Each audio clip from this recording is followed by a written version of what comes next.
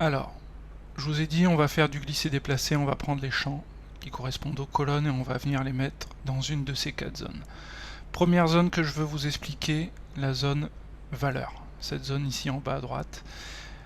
Point de repère, cette zone valeur, vous voyez, il y a un petit sigma.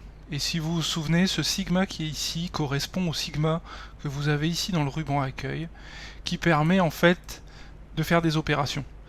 Et donc, il faut retenir que cette zone valeur, ici avec ce petit sigma, c'est la zone où on va faire des opérations. Les opérations principales qu'on va pouvoir faire, on va pouvoir faire globalement les opérations qu'on pouvait faire ici. C'est-à-dire qu'on va pouvoir faire une somme, une moyenne, du NB, c'est-à-dire du nombre, c'est-à-dire compter, du max, du min. Voilà principalement les choses qu'on va pouvoir faire. Et donc quand on va mettre un champ dans cette zone valeur, Excel va comprendre qu'on va faire un calcul. Première chose qu'on peut faire, par exemple, ça va être de faire une somme. Faire une somme, c'est ce qu'il va faire automatiquement si on met un champ numérique. Et pour cet exemple-là, je vais prendre la colonne poids init. La colonne poids init, vous vous souvenez, c'est ces chiffres à virgule qu'il y a derrière, c'est-à-dire le poids de chaque individu. Comme c'est un champ numérique, si je le prends et que je le mets en zone valeur, automatiquement, il en fait la somme.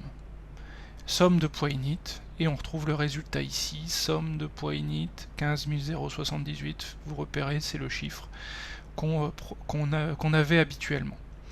Les 15 078 répondants pondérés. Donc on peut faire des sommes, et donc je vais prendre le champ, je vais le remettre ici, et l'exemple que je vous avais montré en cours, c'était de prendre la zone ID, vous vous souvenez, cette zone ID, le champ ID, qui est donc assez numérique également, c'est des codes en fait, des matricules qu'on a attribués à chaque individu. Si je prends le champ ID et que je le mets en zone valeur, il me fait la somme de ID. Hein, je vous avais dit un chiffre un peu barbare, 239 millions, qui ne veut rien dire, il additionne des matricules. Il fait une somme automatiquement parce que c'est du numérique, hein, lui il comprend pas ce qu'il y a dans le champ. Et donc on va lui dire, là faire une somme ça sert à rien. Par contre ce qui peut être utile c'est d'aller dans cette colonne ID et de compter combien j'ai de matricules. Parce que du coup compter combien j'ai de matricules, c'est comme s'il va dire, là j'ai 1, 2, 3, 4, etc. etc. Ça va revenir à compter les individus. Comme s'il y avait 1 dans chacune des colonnes, dans chacune des lignes, pardon, et qu'on faisait l'addition. Donc je vais lui dire somme de ID, tu me fais pas la somme. Je vais sur la petite flèche, je vais dans le paramètre des champs de valeur, et là je peux changer l'opération. Et notamment je peux faire du nombre, équivalent de la fonction NB, c'est-à-dire qu'il va compter. Il va compter combien j'ai de lignes, dans cette colonne ID, combien j'ai de cellules remplies en fait. Et je retrouve mes 16 224 répondants bruts, c'est-à-dire non pondérés, c'est vraiment les répondants réels qu'il y avait dans l'enquête. Dernière chose qu'on peut faire dans ce champ valeur, je vous ai dit on peut faire du somme, du nombre. Là je vais vous montrer également, on va pouvoir faire la moyenne. NBENF, si je la mets dans la zone ici, il me fait automatiquement un nombre 2. Alors pourquoi il fait un nombre 2 ? C'est un champ numérique, donc logiquement il devrait faire la somme. Il fait nombre 2, pourquoi ? Parce que il y a du vide. Il y a du vide, vous voyez certaines zones qui ne sont pas remplies, c'est-à-dire la personne n'a pas répondu. Elle n'a pas dit combien elle avait d'enfants.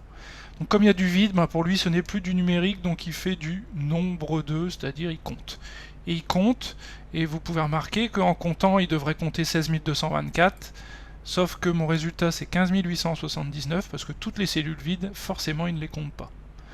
Donc ce nombre, ce NBENF, nombre de NBENF, 15 879, ça veut dire il y a 15 879 répondants qui ont répondu à cette question NBENF, le reste ils n'ont pas répondu. Et là où ça pourrait être intéressant, c'est par exemple d'en calculer la moyenne. La moyenne. Voilà. Et en moyenne, les répondants ont un peu plus de 1,3 enfants. Donc voilà. Zone valeur permet de faire des opérations. Le Excel va vous faire une opération par défaut et vous pouvez venir la changer en allant dans le paramètre des champs de valeur et en choisissant l'opération qui vous intéresse.